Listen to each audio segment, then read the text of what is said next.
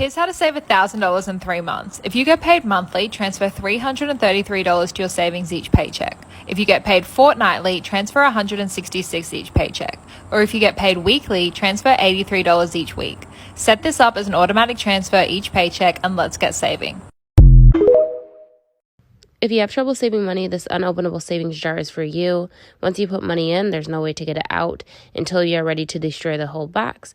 It took me a saw and a hammer to get it open, and I saved over $5,200 in 3 months.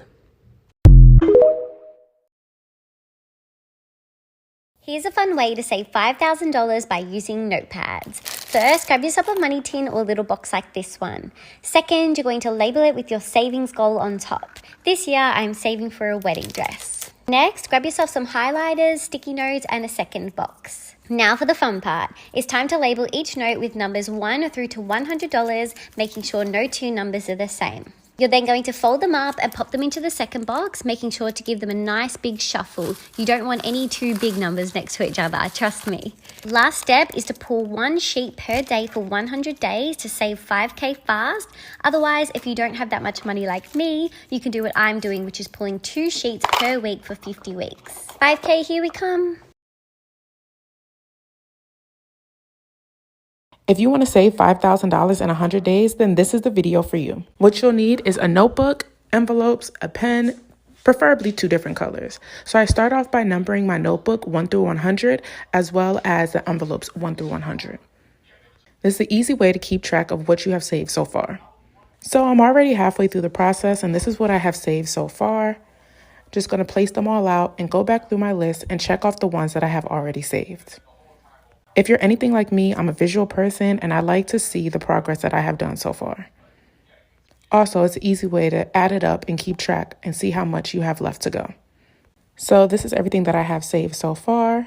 So I'm going to add up all the missing ones, and that came out to a total of $2,188 that I still need to save. Subtract that from $5,000, and my current savings is now at $2,812. Happy savings, and follow me for more tips and tricks.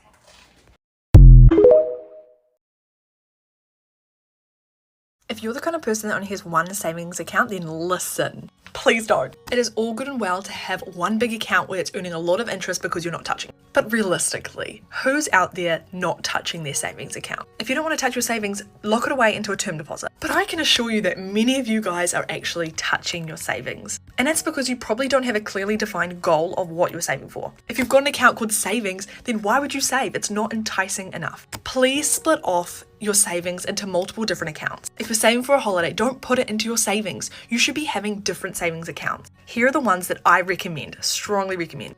A holiday account. Everyone loves to go on holiday. Make sure you have a holiday account, and that's essentially your savings account. Never ever touch your savings account to go on a holiday. Have a separate account. Number 2 is a short-term savings. Now, short-term savings essentially means anything that is a depreciating asset. There's a catch though. You're only allowed to spend half of whatever you have in that account. If you have $2,000 and want to buy the latest iPhone, you can't. You have to save $4,000.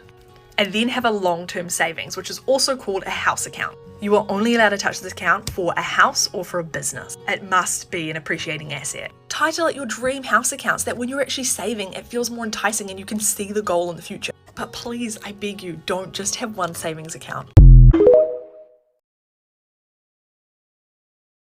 These are my greatest money saving tips for broke teenagers. Or just people trying to save some money.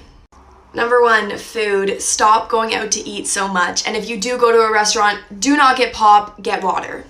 And unless you're getting an appetizer as your meal, getting an appetizer on top of a full meal is very expensive.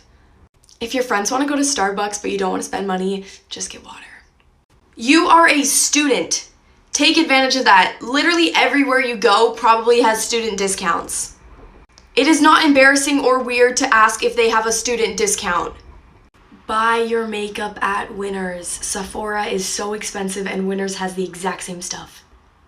I cannot stress this enough. Get a tax-free savings account as soon as you turn 18. Ordering $300 worth of clothes that you don't need from Shein, even though you're getting a lot, you're still spending $300. Prioritize what you need. Have fun.